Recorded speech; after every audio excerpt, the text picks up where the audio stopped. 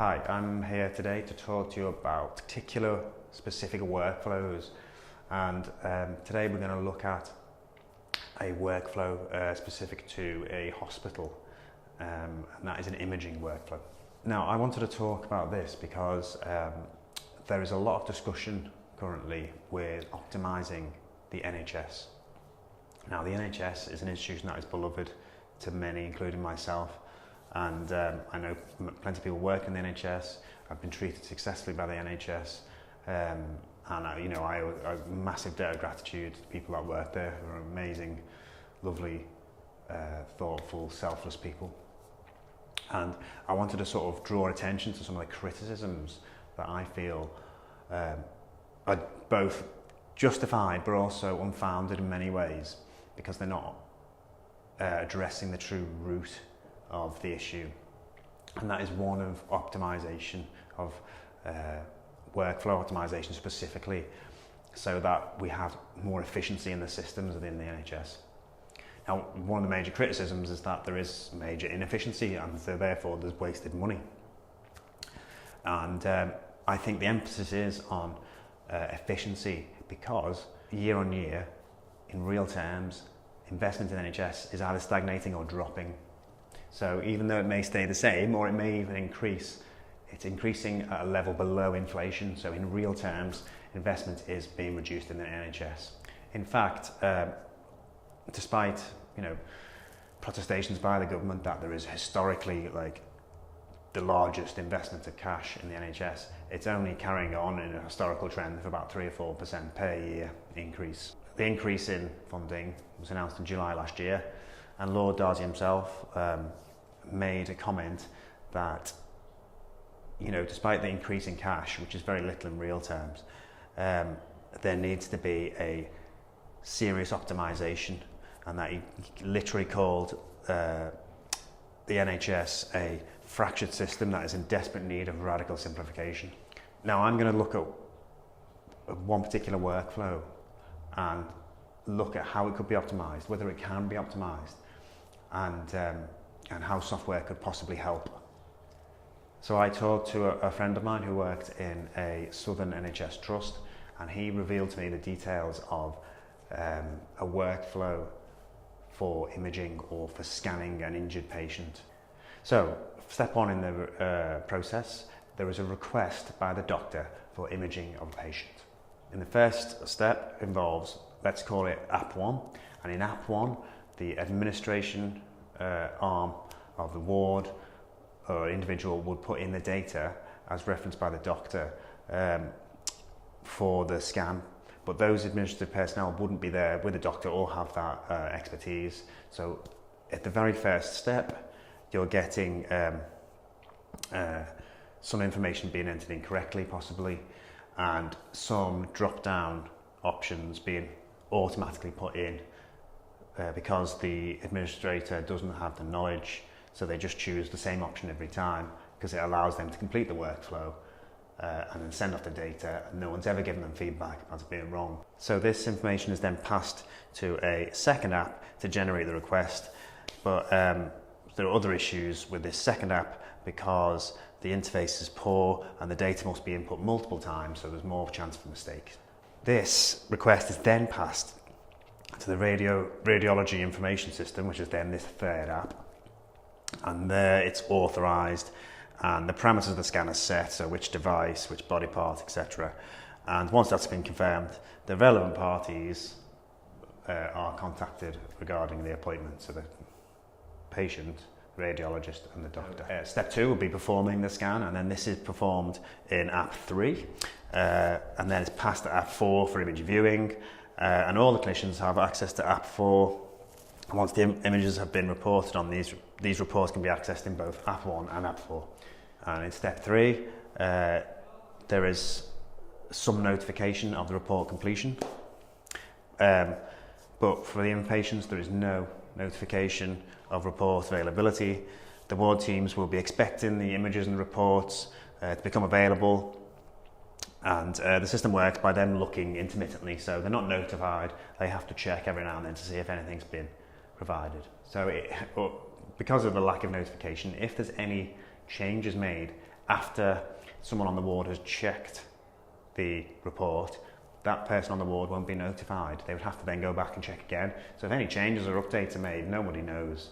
And they may have closed the case themselves on the ward without realising that there was further information. So once a week, App 3 exports a spreadsheet of all the tests reported or amended during the preceding week and stores it on a shared location in the hospital network. So then the clinical teams access this and filter it for relevant, results relevant to them. Each line contains the clinician and their department, and these are the columns used to filter for most users. But because, as we mentioned earlier, the administrator won't have put in the correct department lead or some other crucial information, that needs to be manually sorted by secretaries or administrators in there to find the relevant parts to them by some other criteria. Step 4 would be to act on those requests for imaging and the results. So this is where things get very tiresome and drawn out. So secretaries would have to access the central spreadsheet that we talked about that gets exported, filter on the lead clinician, and then copy and paste into another spreadsheet so that it would be specific to the clinician that they are secretary for. And then this new spreadsheet would have additional columns to say for people to check whether they passed it on to the doctor. So for each line in the spreadsheet, which could be 10 or more for each clinician, for each line on that report, the secretary has to then go to App 4 and then print out the images and the reports for that specific individual in that line, and then print the hard copy out and pile it up for each line in the spreadsheet to then pass to the clinician to review. So, at some point in the next week or month, because it can take months, the doctor or consultant will review these reports printed out by the secretary, and then if the information is complete or there isn't a letter in there that should be in there, they'll pass it back to secretary to find it and then put it back to them. So there can be quite a lot of delays at this point in the process. And then when they've reviewed the report, the consultant will dictate into a dictaphone his findings, which will then be typed up by the secretary to add to the report. So once it's been dictated and then written down, the various reports are sent to various people and then sent to medical records, which is months and months and months behind apparently. So what's wrong with this workflow? The major issue seems to be in step 4, where we have acting upon requests. Now, having to interpret numbers of spreadsheets and then reference that spreadsheet to print out documents and then staple these documents together and print out from various apps, and then to provide that to the doctor, who then may pass it back for more documents to be printed, so that he can then dictate into a dictaphone for someone else to type. All seems to be a lot of like the secretary in this example is a sorting algorithm, but made real and very, very slow. So a good piece of software will be able to, that is used properly, will be able to sort all this information automatically and provide it to the consultant, the relevant consultant, who can then see it on his screen and then potentially choose options from a drop down of many options potentially to report his findings. And if those drop down options aren't there, then it should be customizable by him to write out maybe a text area with more detailed response, or even maybe the first considering voice recognition software is not bad at the moment. I mean, Siri and OK Google and Bixby or whatever, the first implementation could use one of these, and then they could record the audio file and cross-reference. So the typist or whoever actually types it up could really be actually just spell checking or grammar checking the automated version. So what we really need to do is remove this kind of intervention by humans to sort information that should be sorted automatically anyway.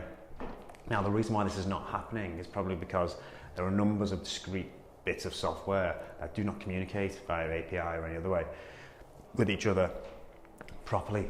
And that could be because the companies that make them have no interest in communicating with these other pieces of software because they're competitors, or even the software itself may be out of date and unmaintained. So in most instances, the employees are circumventing these pieces of software for accuracy.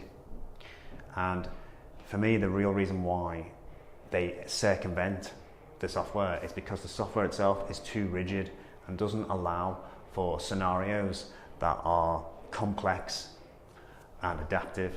So a lot of workflows in hospitals need to be changed on a case-by-case basis, or at least you need to have a number of different workflows for different contingencies. And if you prescribe a piece of workflow software for imaging, say, then it may be that you've pre-agreed this workflow with an individual who either doesn't work at the hospital anymore, or who the workflow itself has updated and changed, because that's what they are, they're complex adaptive systems. Then it's not possible to feed that back to the company and have them change the workflow, either without it being taking too much time or too much effort on the part of the administrator or doctor who's responsible for it. So ideally, a piece of software that would help here would allow the user to adapt and change the workflow on the fly, and then reapply that workflow or create a new workflow altogether for that different scenario. So in the case of the administrators not choosing the right option in the drop down, the first one, well, maybe that's because there's not enough guidance on that drop down. But if an administrator or a doctor who does know can come in and alter that workflow and put that guidance in there, well, then maybe we would avoid that issue that's leading to this impossibility and the need for the spreadsheets later on down the line. Another way to think about it is that once institutions get to such a large size and deal with such a large number of consumers or customers or patients, that it's impossible for them not to become unmanageable. There is something called the Pareto effect, whereby 8% of the disruptive effects in a workflow come from 20% of the causes. So there's always a small number of things that can happen in a hospital or a large institution that cause the majority of the issues. They are a problem because they're not flexible, because if flexibility is required to deal with that issue and it's not there in the workflow, then everyone has to work around it. And it may be that these areas of the workflow require so much flexibility that it's not possible to prescribe even 5 or 6 or 9, 10 potential pathways. Maybe there needs to be dozens, if not hundreds, and then in that case, it may not be possible to codify that. You may just have to leave a space within a rigid workflow for that flexibility and somehow take it into account and minimize inefficiencies that way. But by trying to prescribe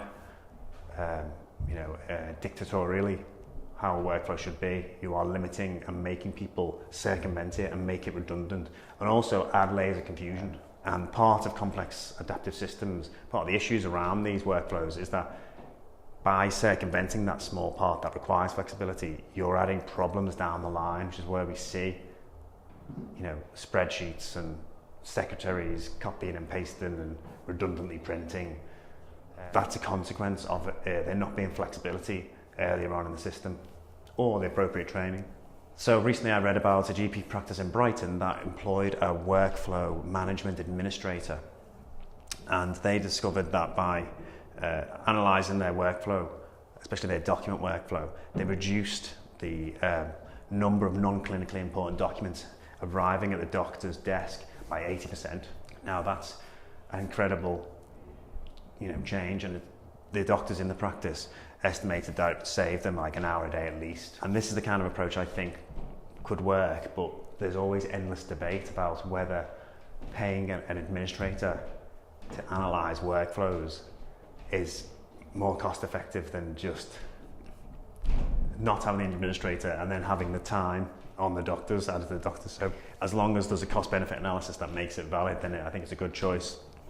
But people are always resistant to tolerate any newfangled idea, because it always seems to be a redundant cycle of optimisation that never goes anywhere. So I can understand people's reservations. But whatever the solution is, I think there's 4 things to be aware of. Hospital workflows are complex adaptive systems that cannot be rigidly formulated. Number 2, any changes to the workflows they don't exist or like in isolation. They always have knock-on effects elsewhere. If you want to use technology as a solution to these issues, it has to be flexible and configurable by the end user, who are the doctors or administrators here. It can't be dictated by committee beforehand and then expected to stay that way forever. There has to be inbuilt flexibility and configurability on the fly. And any employees opting out of that system, it's an indictment of the system, it's not an indictment of the employees. The employees should be not punished and expected to rigidly force themselves to follow something they know doesn't work. There should be a feedback mechanism in there, like that flexible workflow system, that allows them to adapt it to fit their needs as they change, which inevitably they will do. My name's Phil Whitby, a developer here at SwiftCase. I hope you enjoyed the video. If you want to see more on this kind of subject, on tech analysis, workflow analysis, any of that kind, then please subscribe and please leave a comment below with your thoughts about the current state of the NHS, where you think the improvements need to be made, if any, where you think the problems are. Please add those comments below, they're valuable. And hopefully I'll see you again next time.